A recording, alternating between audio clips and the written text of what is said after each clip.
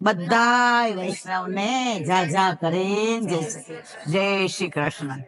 માર્ગને પ્રગટ કરવા વાળા કોણ?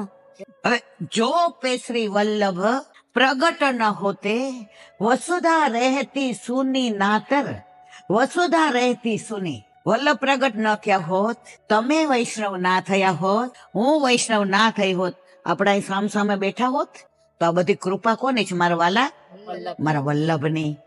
મોર હોય ને મોર, એને એકલા ધોળા પીછા હોય તો કળા કરે સારું લાગે, પીળા હોય તો સારું લાગે, પણ કલર ના હોય છે તો કેવા સારા લાગે. તો આટલા વૈષ્ણવ અહીંયા બેઠા છે, એમાં કોઈ દૂતી દ્વારા શરણે આવ્યા, કોઈ મા બાપ દ્વારા આવ્યા.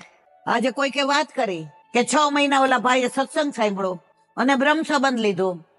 જે જીવ કરોડો જન્મ પહેલા ગોલોકમાં ઠાકોરજી થી છૂટો પડ્યો છે, એ જીવ